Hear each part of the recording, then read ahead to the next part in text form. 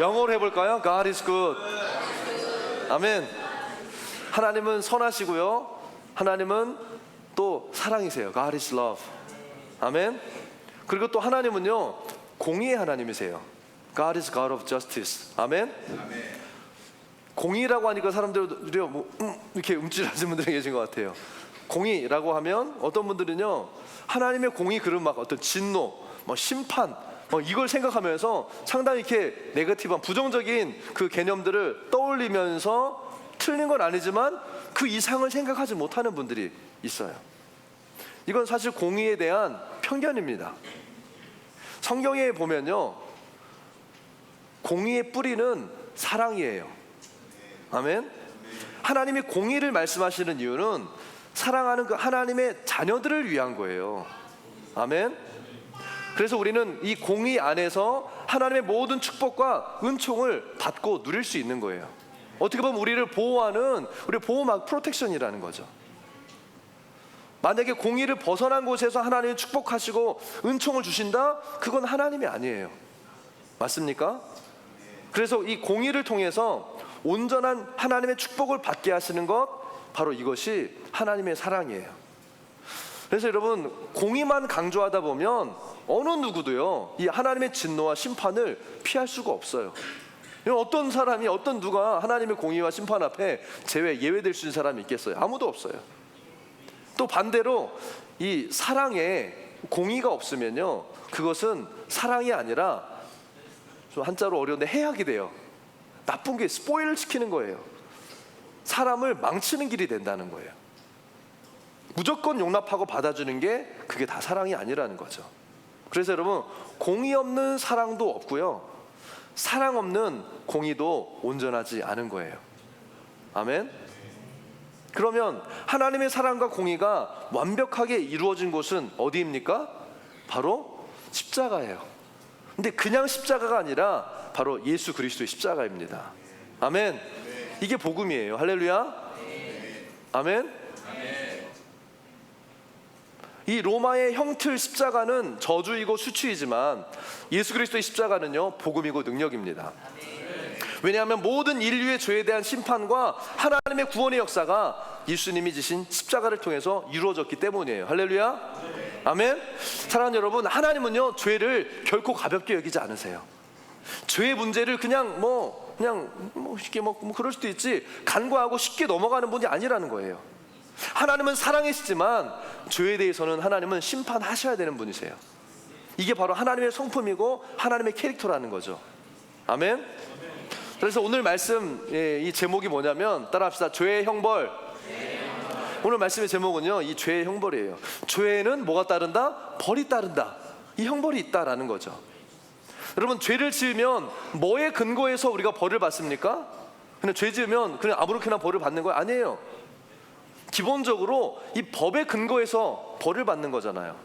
맞습니까? 법은 기준이고요, 변하지 않아야 돼요. 법이 변한다면 사실 그건 법이 아니죠. 그건 자기 생각일 뿐이죠. 여러분, 한 나라를 다스리는 법은 한 가지여야 돼요. 만약에 그 나라에 여러 가지 법이 동시에 존재한다면요, 그 나라가 법 때문에 더 혼란스러워질 거라는 거예요. 하나님 나라에도 법이 있습니다. 할렐루야. 그 법은 하나님의 말씀이고 하나님 자신이세요. 아멘. 그래서 우리가 이 창세기를 통해서 우리가 지금 말씀을 듣고 또 보고 배우는 것은요, 바로 이 하나님의 말씀이고 하나님의 나라의 법이에요.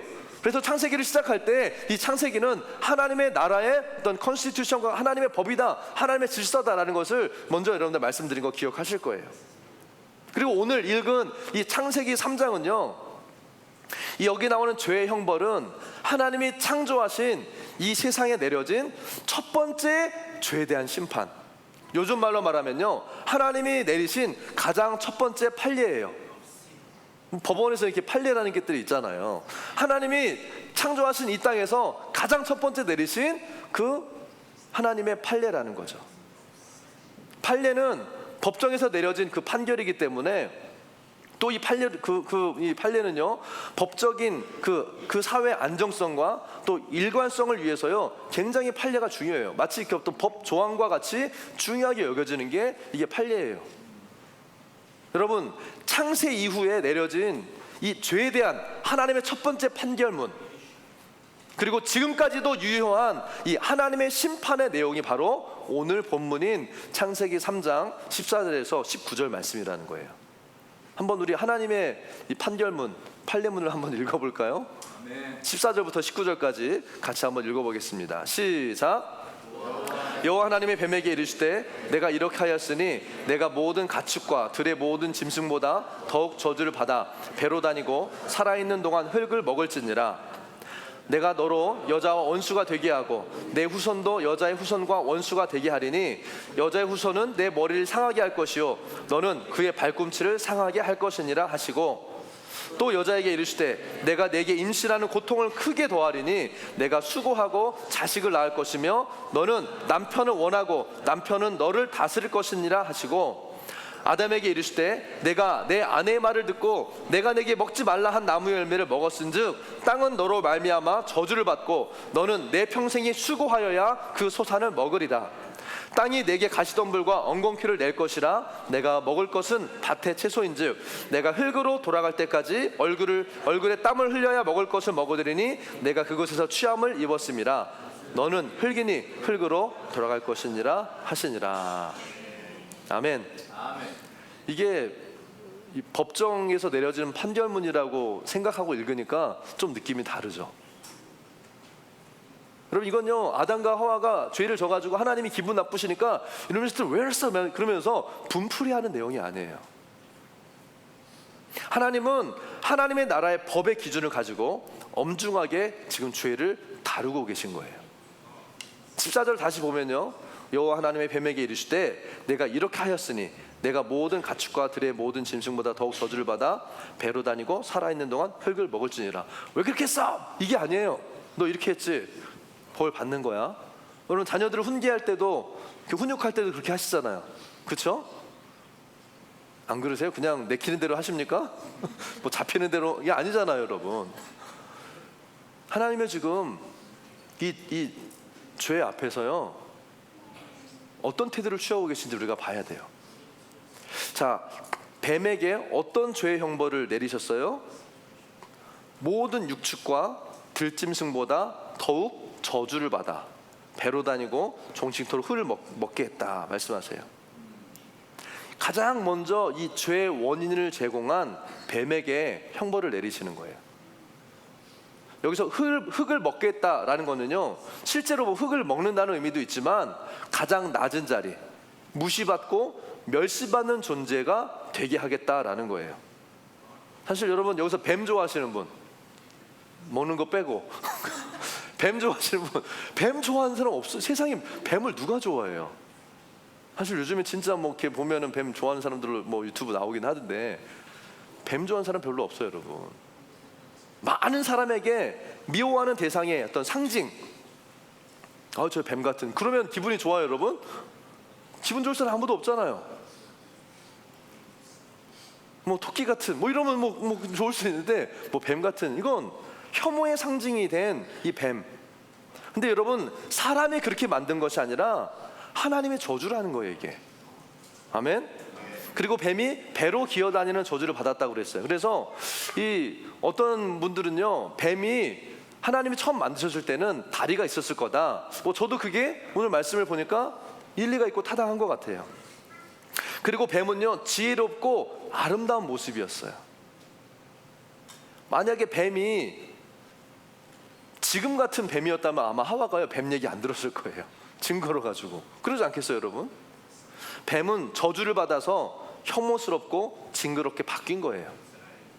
하나님의 저주는 그 존재를 하나님에게서만 싫어하는 그런 존재가 될 뿐만 아니라 모든 세상 만물에게 싫어버림을 받는 그런 굴욕적인 모습이 되게 하신 거예요.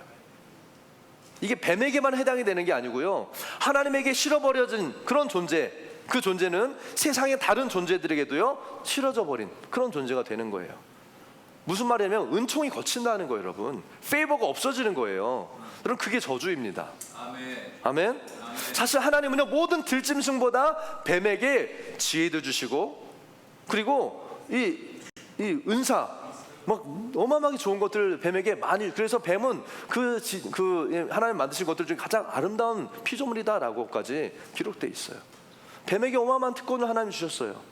그런데 그것을 죄의 도구로 쓰니까 하나님 그 축복을 거두어 가시는 거예요. 은총을 거두시는 겁니다. 아멘. 여러분, 하나님이 주신 그 복을 누리면서 살면 행복한 인생이 되지만요, 이 창조의 질서를 벗어날 때 하나님은 그 축복을 빼앗으실 수밖에 없는 거예요. 왜요? 하나님 나라의 법을 어겼으니까. 여러분, 하나님의 창조의 질서의 원리는요, 예전이나 지금이나 창세기로 지금까지 동일합니다. 하나님의 저주의 원리도요, 예전이나 지금이나 창세부터 지금까지 동일해. 이것은 변하지 않아요. 할렐루야. 왜냐하면 하나님이 어제나 오늘이나 영원토록 동일하시니까. 그리고 동일한 분이 동일한 방법으로 일하시는 거예요. 하나님 바뀌지 않으셨어요. 그분의 성품, 그분의 일하시는 방법? 아니요. 그때부터 지금까지, 오늘 창세기 3장부터 오늘 2025년까지요 동일하게 하나님은 변함없이 똑같이 일하시는 분이세요. 그래서 오늘 우리는요, 이 하나님이 이 축복과 저주를 어떻게 내리시는지, 하나님이 일하시는 모습을 오늘 창세기 3장 말씀을 통해서 지금 보고 있는 거라고요. 그럼 뱀한테 또 어떤 형벌을 내리셨습니까? 15절에 보니까 뭐라고 써 있어요? 내가 너로 여자와 원수가 되게 하고 내 후손도 여자의 후손과 원수가 되게 하리니 여자의 후손은 내 머리를 상하게 할 것이요 너는 그의 발꿈치를 상하게 할 것이다. 여자와 원수가 되는, 뭐 그럴 수 있죠. 뭐 액면 그대로 보면 이제 뱀이 하와를 꼬셨으니까 뱀과 하와가 이제는 원수가 되는. 근데 여러분, 여기서 여자의 후손이 원수가 된다라는, 이게 무슨 말일까요?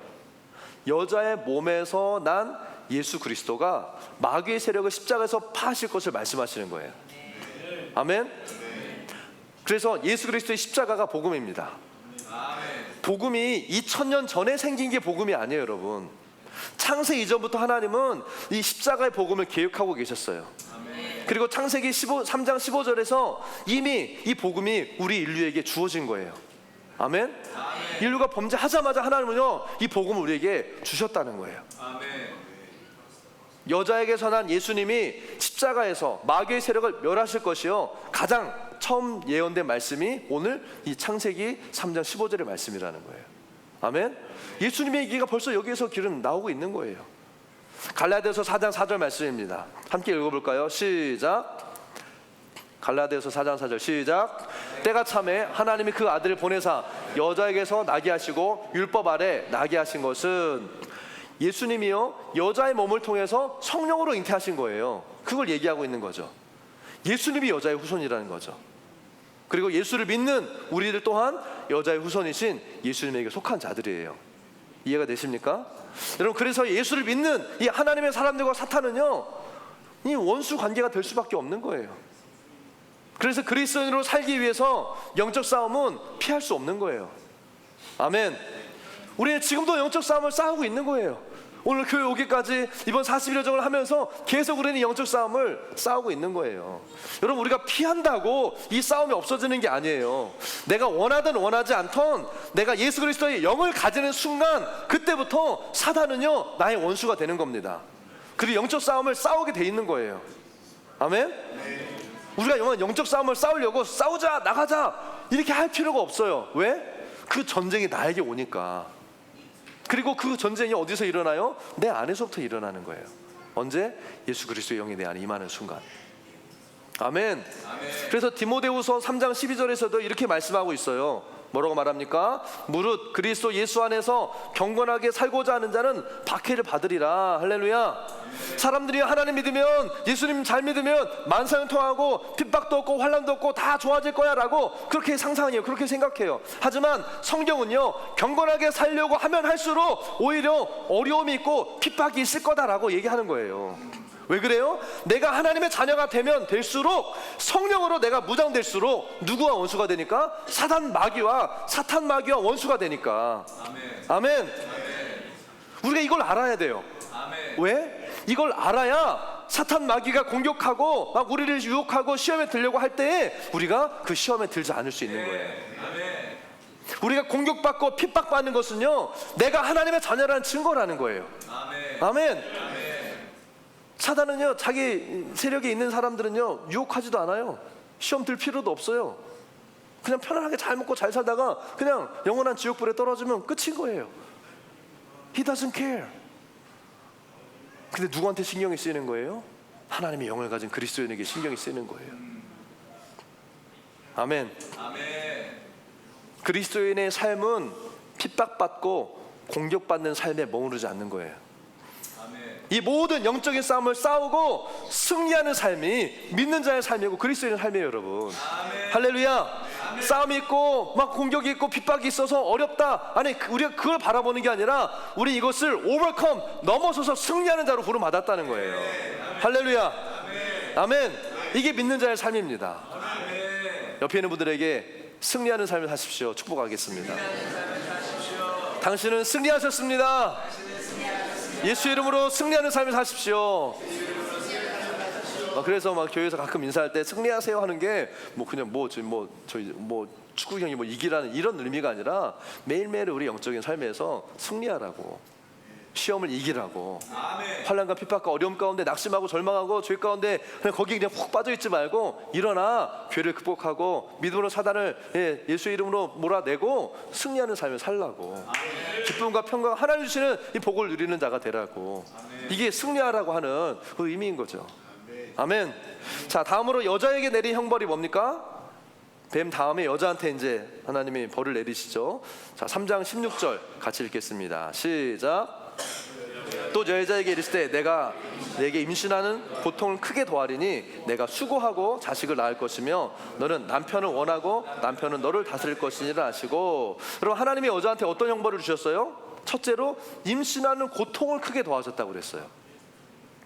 여러분, 여자가 잉태하는 것은요 원래 하나님이 축복으로 주신 거예요. 어떻게 할 수 있어요? 창세기 1장 28절에 보면 생육하여 번성하여 땅에 충만하라. 뭐예요? 아이를 낳아야죠. 잉태해야 되는 거잖아요. 이건 축복이었어요, 여러분.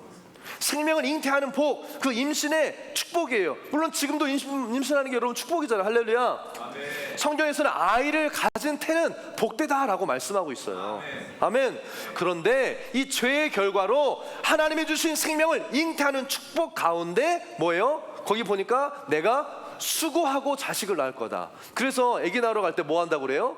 레이버 한다고 하잖아요. 수고하는 거예요, 수고. 출산에 고통을 더하신 거예요. 어떤 임산부가 출산할 때 너무 힘드니까 내가 인생에 무슨 죄를 져가지고 이렇게 고통스러운가 그런 생각을 했다는 거예요. 참 경건한 임산부죠, 그렇죠? 보통 같으면 막 남편 막 욕하고 막 머리끄레기 잡아당기고 막 이럴 텐데, 뭐예요? 사람이 힘드니까, 고통스러우니까 고통의 원인을 생각한다는 거예요. 그래서 때로는요 고통이 꼭 저주만은 아닌 것 같아요. 우리가 뭐 출산의 고통뿐만이 아니라 어떤 사고나 어떤 병으로 고난이 있을 때요 괜히 어떤 생각이 들어요? 내가 뭘 잘못해서 이런 거야? 죄를 떠올리지 않나요, 여러분? 저만 그런가요? 이게 왜? 아니, 내가 뭘 잘못했지? 혹시 내가 그때 11조 떼먹어서 그런가? 내가 뭐 리더 목사님 욕해서 그런 생각 여러분 들지 않습니까? 전혀 안 그러신, 여러분들 안 그러실지라고 믿어요. 할렐루야. 아멘. 누가 그렇게 말하지 않았는데 자기 스스로, 지가 스스로 죄를 떠올려요. 그래서 베드로전서 4장 1절에 뭐라고 말하냐면 죄인인 우리한테는 고난이 유익이다. 한번 같이 읽어볼까요? 시작. 그리스도께서 이미 육체의 고난을 받으셨으니 너희도 같은 마음으로 갑옷을 삼으라. 이는 육체의 고난을 받는 자는 죄를 그쳤음이니. 아멘. 예수님이 고난을 다 받으셨는데 왜 또 우리가 고난을 받아야 되느냐? 뭐예요? 죄를 그치기 위해서. 그래서 고난이 때로는 우리에게 유익이다라고 말씀하시는 거예요. 이게 창조의 원리입니다. 고난은 자기 죄를 생각하고 기억하게 만들어요. 그리고 다시는 그 죄를 짓지 않도록 그래서 여러분 아이들을 이렇게 훈육할 때 맴매하고 회초리 되는 이유가 뭐예요? 그거 기억해서 다시 그거 하지 말라고. 막 뜨거운 거 하려고 할 때 애들한테 막 아뜨아뜨 말로 안 되니까 어떻게 해줘요? 살포시 대주잖아요, 이렇게. 알려주는 거죠. 근데 여러분 뭐예요? 다시는 그 죄를 짓지 않도록 돌이키게 하는. 그래서 어쩌면요 이 고난과 고통은 때로는 우리에게요 은혜일 수 있다는 거예요. 아멘. 사랑하는 여러분, 이 고난 가운데 원망하고 불평하면서 왜 누구 때문에 또 뭐 때문에 이걸 찾기보다 먼저 주님 앞에 나를 돌아보고 하나님을 잊고 살았던 그 삶에서 돌이켜서 하나님께로 갈 수 있는 그 은혜가 있기를 축복합니다. 이게 하나님이 허락하신 고난의 메시지이고 목적인 거예요. 아멘. 16절 그 후반부에 보니까요, 하나님이 여자한테 두 번째 형벌을 주십니다. 뭐예요? 남편을 사모하고 남편은 너를 다스릴 것이다. 이것도 형벌이에요, 여러분. 벌이에요, 벌. 여자가 죄를 짓기 전에는요, 남자와 여자는 동등하게 지어졌어요. 모든 면에서 동등한 인격과 그 영적인 특권을 남자와 여자 아담과 하와가 동일하게 받았어요. 직분만 다른 거죠. 역할만 달랐던 거예요. 근데 여자가 먼저 죄를 지었잖아요. 그래서 하나님은요, 여자에게 주었던 많은 특권을 취소해 버리십니다. 왜요?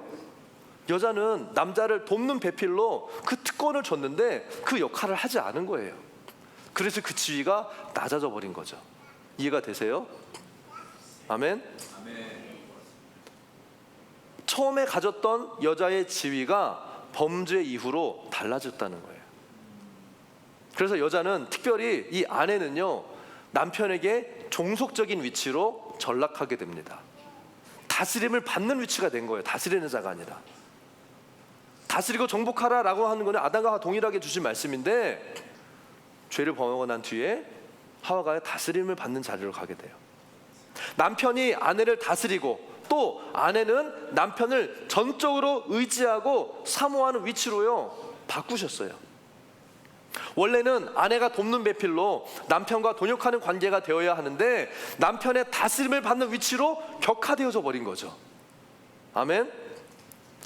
아멘을 안 하시는 이유는 갑자기 지금 분위기가 약간 이렇게 냉랭한 분위기가 살짝 여기 저 중간에서 살짝 돌았어요. 네. 여러분, 성경이 그렇게 말씀하고 있잖아요. 원래는 돕는 배필로 남편과 돈역하는 함께하는 관계가 되어야 되는데 이제는 뭐예요? 남편의 다스림을 받는 위치가 돼버린 거예요. 그리고 사실 여러분, 이게요, 많은 사람들이 이유를 모른 채 그냥 따라가는 삶의 방식이 되어져 버렸어요. 지금 이 시대 가운데. 아니, 예수 믿는 사람, 크리스찬 넌 크리스찬을 상관하지 않고 이 시대가 그렇게 되지 않았습니까? 인류 역사에 그냥 불분율이 돼버린 거예요. 그냥 여자는 남자 따라가는 거다, 이런. 물론 요즘에 와서야 막 뭐 인권과 여성의 문권 뭐 이걸 얘기하지만요, 사실은 이 시대가요, 불과 얼마 전까지만 해도 세상은요 그냥 그런 원리를 따라 살았던 거예요. 여러분, 죄는 우리에게 주어진 하나님 축복을 빼앗습니다. 그리고 저주스러운 고통을 가져오게 하는 거예요. 여러분, 성령 충만한 가정은요, 죄로 인해서 무너져버린 이 창조의 질서가 회복된 가정입니다.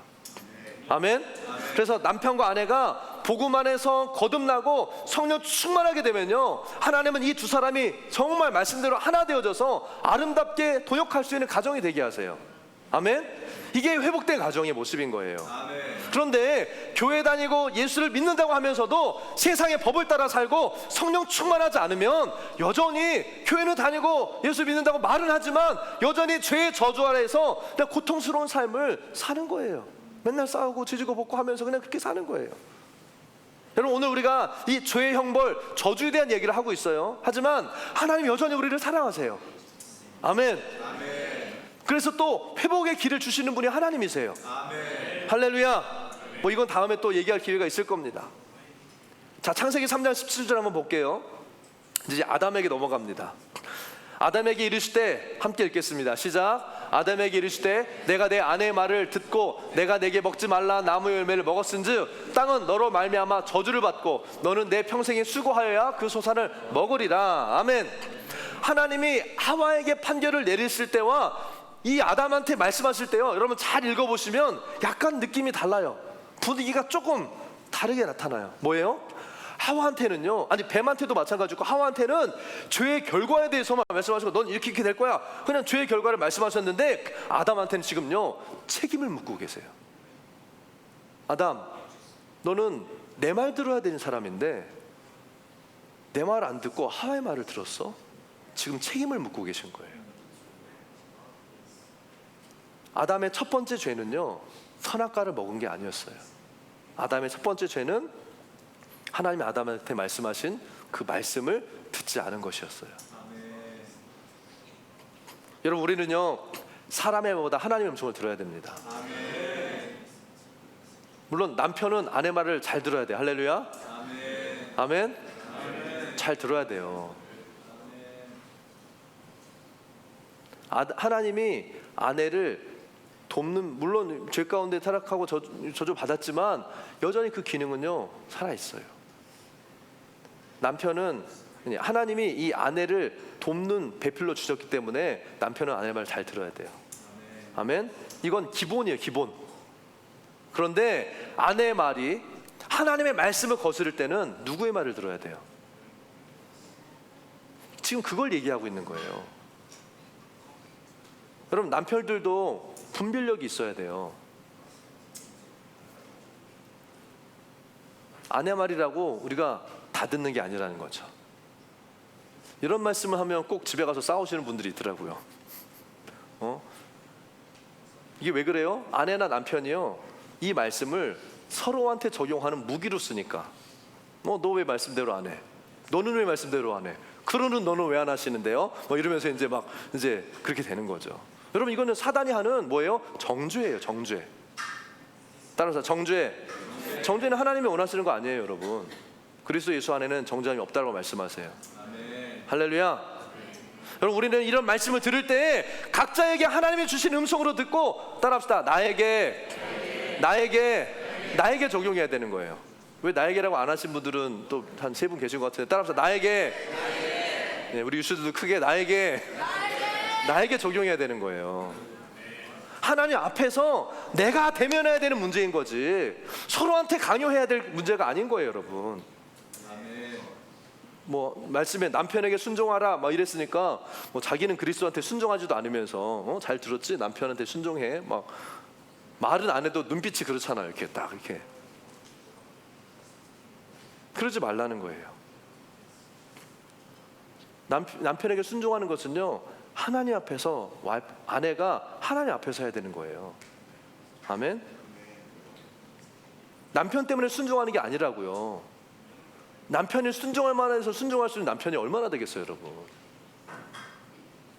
순종할 수 있는 그 품격과 인격과 성품과 능력과 자질과 실력과 모든 것을 갖춘 남편은 이 세상에 존재하지 않아요. 할렐루야. 그런데 주님 뭐라고 말씀하세요? 남편에게 순종하라.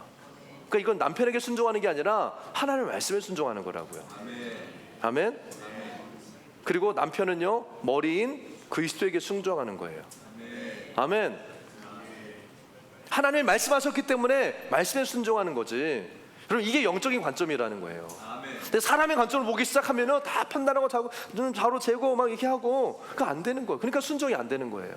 다 자기 기준과 생각과 판단으로 할 거 안 할 거 자기가 결정하는 거죠.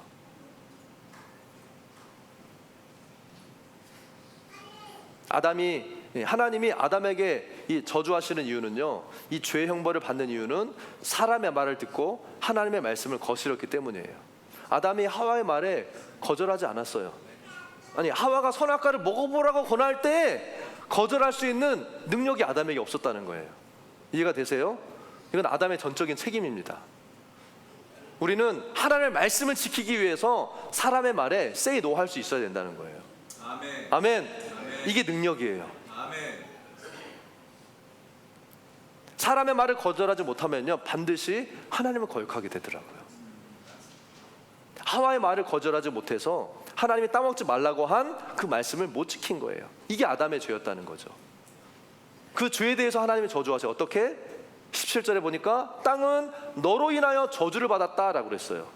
땅이 저주를 받는데요, 아담을 보라 하시는데 왜 하나님이 땅을 저주하실까요? 여러분, 이거는 질서예요. 영적인 질서를 보면요, 하나님이 창세기에서 천지창조를 세우신 질서예요. 변하지 않는 영원 불변한 질서. 뭐예요? 하나님, 사람, 땅이에요. 아멘. 그래서 하나님 대신해서 이 만물을 다스리라고 주님이 아담과 하와에게 말씀하신 거잖아요. 이 질서는 변하지 않는다니까요.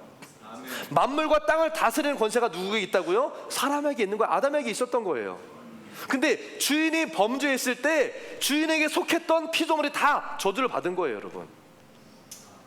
이 땅, 뭘 말하는, 이 자연세계 전체를 얘기하는, 이 우리가 살고 있는 이 지구, 우주를, 이 자연계 전체를 말하는 거죠. 인간의 범죄 때문에 자연계가 저주를 받고, 그 결과로 인간의 다스림 안에 있어야 될 이 자연이 인간에게 반역하기 시작하는 이상한 일이 일어나기 시작한 거예요. 인간을 공격하고 막 잡아먹는 동물들이 나오기 시작하고요. 인간이 원하지 않는 홍수가 나고, 가뭄이 나고, 산사태가 나고, 막 이런 자연재해들이 일어나는 거죠. 인간이 하나님한테 반역하면 반역할수록 이 땅이 더 심하게 인간을 괴롭게 하는 거예요, 여러분. 우리가 하나님께 거역하는 만큼 자연은 인간에게 반역하게 되는 게, 이게 영적인 원리예요. 근데 사람들은 뭐라 그래요? 더 나은 환경, 더 나은 자연을 만들어보자, 무슨 캠페인하고 인간적인 방법들을 동원해요. 근데 영적인 눈으로 보면요, 이것이요 뭐예요? 이게 이상한 거예요. 말이 안 되는 거예요. 가장 먼저 회복돼야 될 것이 환경보호, 자연보호가 아니라 하나님의 창조의 질서가 회복이 돼야 돼요. 아멘. 아멘.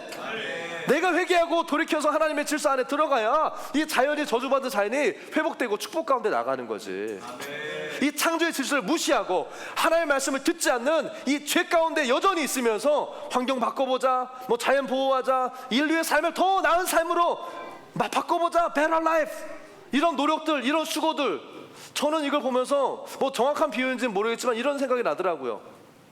열심히 막 짐 가가지고 운동하면서 집에 와서 혼자 있을 때 정크푸드, 몸에 안 좋은 건 다 먹는 거예요. 그럼 무슨 소용이 있어요? 열심히 땀 빼고 와가지고 더 안 좋은 거 더 많이 먹으면. 눈에 보이는 문제는 죄의 결과라는 거예요. 사실 보여지는 죄의 형벌이 문제가 아니라 하나님의 말씀을 어기고 창조의 질서를 무너뜨린 것이 진짜 문제라는 거죠. 아멘. 아멘. 이게 바로 잡혀야 되는 거예요. 아멘. 자, 다음으로 아담이 자기 죄로 인해서 받아야 될 그 다음 형벌이 뭐였습니까? 17절부터 마지막 19절까지 우리 같이 읽어볼까요? 시작. 아담에게 이르시되 내가 내 아내의 말을 듣고 내가 내게 먹지 말라 나무 열매 먹었은즉 땅은 너로 말미암아 저주를 받고 너는 평생이 수고하여야 그 선을 먹으리라. 18절. 땅이 내게 가시덤불과 엉겅퀴를 낼 것이라. 내가 먹을 것은 밭의 채소인즉 내가 흙으로 돌아갈 때까지 얼굴에 땀을 흘려야 먹을 것을 먹으리니 내가 그곳에서 취함을 입었음이라. 너는 흙이니 흙으로 돌아갈 것이니라 하시니라. 무슨 말이에요? 평생 죽을 때까지 수고해야 된다는 거예요. 일해야 된다는 거예요. 노동해야 된다는 거예요. 이마에 땀을 흘릴 정도로 노동하고 수고를 해야 먹고 살 수 있도록 하시겠다는 게 바로 하나님 주신 저주였다는 거죠. 저주를 받기 전에 아담은 에덴 동산에서 각종 나무의 실과를 마음대로 다 먹고 수고하지 않아도. 근데 저주받은 이후에 어떻게 돼요? 먹고 사는 문제를 책임져야 되니까 거기에 시간과 노동을 들이는 그런 인생을 살게 됐다는 거죠. 결국 먹고 사는 인생이 되는 거예요. 하나님의 말씀을 떠나니까요, 먹고 사는 인생이 되더라고요. 여러분, 이게 자연스러운 것 같죠? 아니에요. 자연스러운 게 아니에요. 죄의 형벌입니다. 그래서 사람들이 이러죠. 아유, 목사님 먹고는 살아야죠. 입에 풀칠을 해야 되지 않겠습니까? 이렇게 얘기해요. 그래서 뭐예요? 그래서 먹고 사는 거예요. 그래서 입에 풀칠하면서 사는 거예요. 뭐 풀이 좀 비싼 풀도 있고 좋은 풀도 있고 그런가 보죠. 예. 그냥 먹고 사는 거예요. 근데 여러분, 우리 인간의 창조의 목적이 뭐예요? 우리는 하나님과 함께 교제하고 사랑하고 하나님의 기쁨이 되고 하나님의 영광을 위해서 우리는 창조된 존재들이에요. 아멘. 그래서 우리는요, 존귀하다라고 얘기하는 거예요. 따라합시다. 존귀하다. 옆에 있는 분들에게 당신은 존귀합니다. 왜? 하나님의 존귀한 목적을 위해서 창조받은 존재가 바로 우리예요. 우리는 존귀한 존재예요. 아멘. 먹고 살다가 가는, 먹고 살기 위해서 입에 풀칠하기 위해서 사는 존재가 아니라는 거예요. 아멘. 아멘. 아멘. 하나님의 기쁨을 위해서 살아야 되는데 먹고 사는 문제에 붙잡혀가지고 60만을 위해 사는 인생, 이게 뭐예요? 예수님을 모르는 인생인 거죠. 얼마나 불쌍해요. 근데 더 불쌍한 게 뭔지 아세요? 예수를 믿는다고 하면서도 여전히 먹고 사는 문제, 60만을 위해서 사는 게 더 불쌍한 거예요. 여러분, 과거 예수를 모를 때는요, 잘 먹고 잘 살고 좋은 집 좋은 차 뭐 이게 목적일 수 있었겠지만 이제는요 하나님의 영광이 목적이 되는 삶을 살아야 돼요. 아멘. 뭐 좋은 집 좋은 차가 나쁘다는 얘기가 아니에요.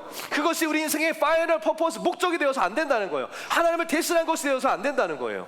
언제라도 주님 말씀하시면 내가 버리고 주님을 따라갈 수 있는 것이요, 하나님의 영광을 위해서 지음받은 창조된 자들의 모습이라는 거죠. 아멘. 그리고 19절 후반부에 보니까 뭐라고 하고 있어요? 하나님이 인류를 대표하는 아담은 인류의 대표잖아요. 인류를 대표하는 아담에게 내린 마지막 형벌, final sentence, 19절에 나와요. 내가 그것에서 취함을 입었습니다.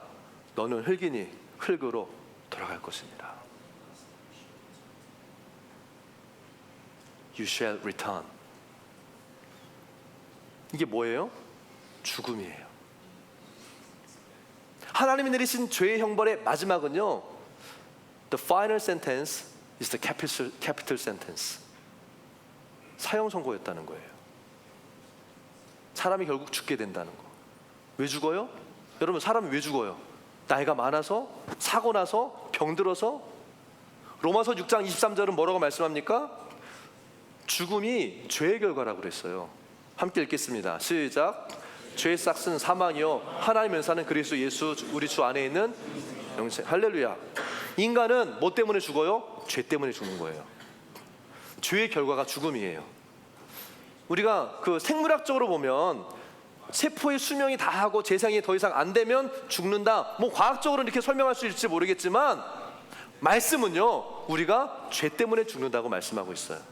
아무리 열심히 잘 살아봤지만요, 죄인인 결국 우리는요 흙으로 돌아가는 존재가 되었다는 거예요.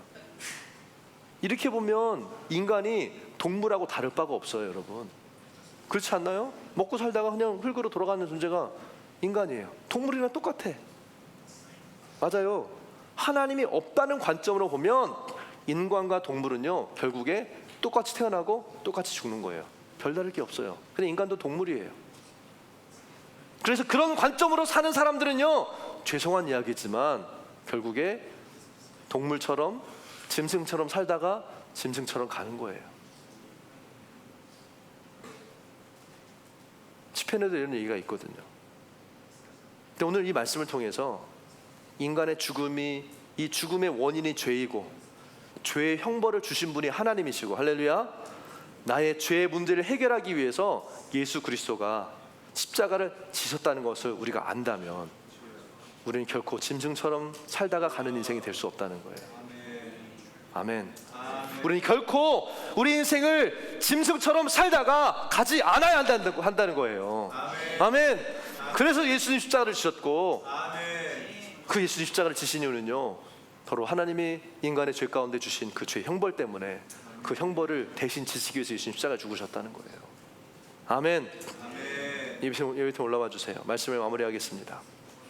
여러분, 오늘 말씀을 들어보니까 하나님이 내리신 이 죄의 심판과 형벌, 이 저주, 여러분 좋은 거예요, 나쁜 거예요? 한번 말씀해 보세요. 이 형벌과 이 저주, 심판, 좋은 거예요, 나쁜 거예요? 나쁜 거 같기도 하고 좋은 거 같기도 하고. It's bad.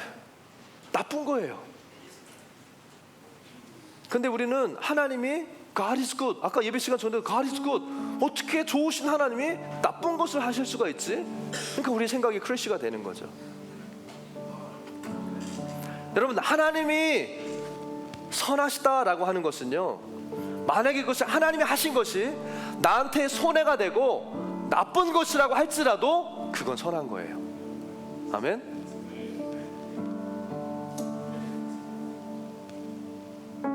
하나님이 아담과 하와에게, 뱀에게 저주하셨어요. 여러분, 이 저주를 우리가 어떻게 받아들여야 돼요? 선하게 받아들여야 된다고요. 목사님 무슨 말씀이세요? 나쁜 걸 어떻게 선하게 받아들여요? 무슨 말이냐면 맞다 틀리다가 아니에요. 겸손하게 받아들여야 된다는 거예요. 하나님의 주권을 인정해야 된다는 거예요. 나의 이해 수준을 넘어서서 하나님 하신 일이라면 그게 옳다라고 그분을 인정해 드려야 된다는 거예요. 왜? 하나님 선하시니까.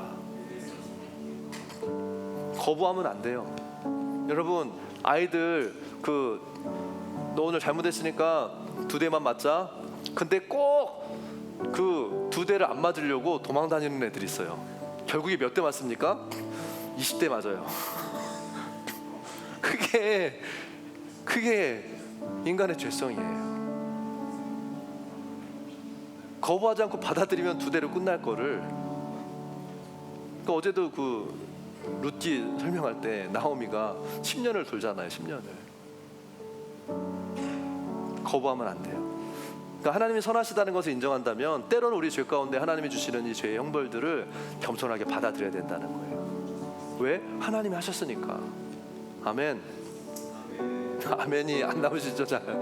아멘. 사랑하는 여러분, 하나님은 사랑이세요. 공의로 심판하시는 하나님. 그래서 무서운 형벌을 내리시고 사형, 이 캐피틀 센텐스라는 이 사형 선고까지, 데스 센텐스, 사형 선고까지 주시면서 죄를 다루시지만 그 반대편, 그 이면에는요, 이 죽음을 통해서 죄인들의 삶을 그치고 예수 그리스도의 십자가로 새로운 생명을 얻게 하시는 하나님 놀라운 복음의 계획이 있었다는 거예요.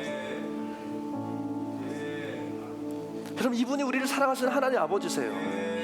여러분, 형벌의 목적은 멸망이 아니에요. 그냥 죽어 끝내버려. 그러면 하나님은 그냥 이 지구 없애면 끝냈을 텐데 왜 주님이, 이 하나님이 이 형벌을 내리셨겠냐는 거예요. 왜 죽음까지도 우리에게 허락하셨겠냐는 거예요. 여러분, 벌을 주는 목적은 회복입니다. 자녀들 키우시는 분들 아시잖아요. 죽이려고 벌 주는 거 아니잖아요. 살리려고 벌 주는 거, 훈계하는 거죠. 이게 죄인 줄도 모르고 영원한 멸망을 향해서 그 달려가는 죄인들에게 죄다, 그건 죄야, 이걸 깨닫게 하시고 거기서 돌이켜서 다시 생명으로 돌아오게 하시는, 여러분, 이 하나님의 마음이고 뜻인 거예요. 여러분, 그거 모르면요 정말 아까 말씀대로 짐승처럼 살다가 짐승처럼 가는 거예요. 시편 49편에 뭐라고 있는지 아세요? 12절에 보니까 사람은 존귀하나 장구하지 못하며 멸망하는 짐승과 같다. 20절에 뭐라고 했어요? 존귀하나 깨닫지 못한, 존귀하지만 깨닫지 못하면 뭐예요? The beast that perish, 멸망하는 짐승이다. 하나님 우리를 존귀한 존재로 만드셨어요. 이걸 깨달아야 존귀한 존재로 사는 거예요. 깨닫지 못하면 멸망하는 짐승처럼 사는 거예요. 사랑하는 여러분, 오늘 이 하나님 앞에 이 고난과 고통의 진짜 이유를 깨달읍시다. 원망과 불평과 다른 사람들을 핑계했던 태도에서 이제는 돌이켜서 죄의 문제를 끝내고 영원한 생명으로 인도하시는 예수 그리스도를 바라보기를 축복합니다. 그 예수님의 십자가를 통해서 더 이상은 이 죄의 저주 아래 있지 말고 새로운 생명, 새로운 소망으로 하나님과 동행하고 정말 주님의 뜻을 이루는 멋진 인생이 되기를 축복합니다. 그래서 더 이상 짐승들처럼 먹고 사는 인생이 아니라 하나님의 그 높은 하이어콜링, 그 부르심, 하나님을 영광스럽게 하는 그 존귀한 존재로서의 인생, 가치 있고 의미 있는 존귀한 인생으로 새롭게 사는 여러분들이 되기를 예수의 이름으로 축복합니다. 그래서 이 시간 2가지 좀 기도하기 원해요. 첫 번째는요, 죄의 저주 아래서 여전히 원망하고 불평하고 짐승처럼 먹고 사는 삶을 살아왔던, 이기적인 삶을 살았던 것 주님 회개합니다. 돌이킵니다. 죄송합니다. 주님 미안합니다. 그리고 우리가 결단합시다. 죄의 문제를 해결하신 예수 그리스도의 십자가를 주님 붙들겠습니다. 저주를 깨뜨리고 승리하시고 하나님이 창조하신 이 존귀한 인생으로 창조의 질서를 회복하는 삶을 주님 살겠습니다. 오늘 이 고백으로 주님께 나아가기 원하시는 분들 자리에 일어나서 같이 기도할 때, 하나님, 죄의 저주 아래 원망과 불평 가운데 있었던 짐승처럼 먹고 사는 삶을 이제는 돌이키겠습니다. 거기에서 벗어나겠습니다. 그리고 이제는 예수 그리스도의 십자가 아래 들어가 하나님 십자가를 붙들고 저주를 깨뜨리고 승리하며 존귀한 인생, 의미 있는 인생, 창조의 질서를 회복하는 인생을 살겠습니다. 오늘 주님 앞에 주의 이름 한번 부르고 같이 기도하며 나가겠습니다. 주여!